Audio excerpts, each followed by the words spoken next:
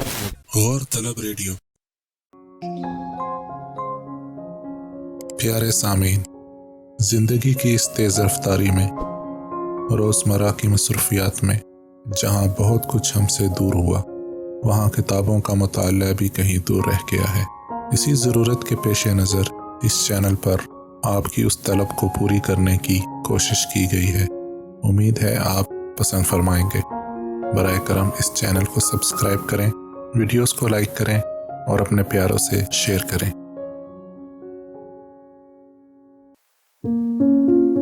پیارے سامعین، پارٹ 3 میں آپ نے سنا کہ کیسے افزا سخت گرمی میں سموسوں کے لیے لائن میں کھڑی ہوتی ہے اور اپنے دونوں سہیلیوں پر غصہ برساتی ہے، اور اسی نے سب سے زیادہ محنت کی ہوتی ہے سموسوں کے لیے۔ اور یہ بھی کہ ان کی بایو کیمسٹری کی میڈم نفیسہ، جو انتہائی لمبے قد اور کھچڑی جیسے بالوں کے ساتھ بدمزاجی کے ریکارڈ توڑتی ہے، جس پر تینوں سہیلیاں بہت دلچسپ تبصرہ کرتی ہیں۔ اب آگے۔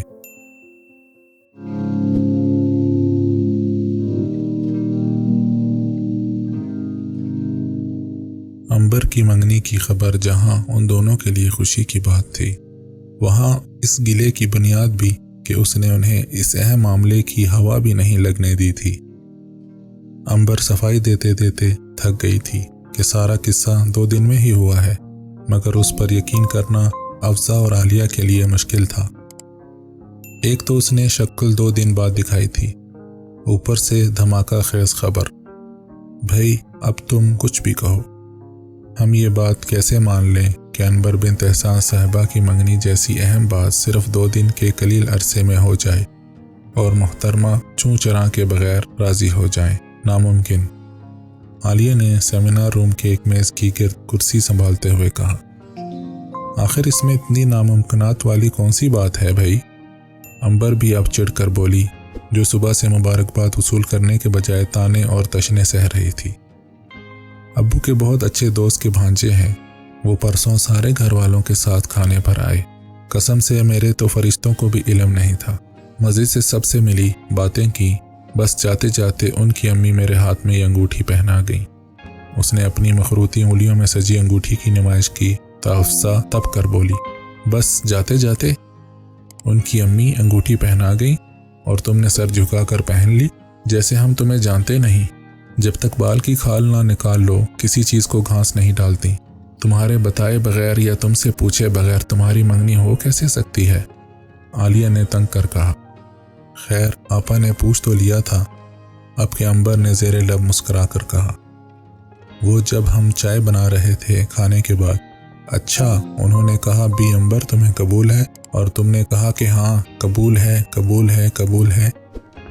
عالیہ نے اتنی زور سے کہا کہ آس پاس کی میزوں پر بیٹھے طلباء و طالبات نے گھوم کر ان کی میز کی طرف دیکھا، اور سیمینار روم کے انچارج صوفی صاحب اپنی مخصوص سرخ ترکی ٹوپی کو سیدھا کرتے ہوئے تنبیہتاً ہولے سے کھنکارے، اللہ کو مانو عالیہ، جب تمہیں معلوم ہے کہ تمہارے گلے میں لاؤڈ سپیکر لگا ہے تو کیوں اتنی زور سے بولتی ہو؟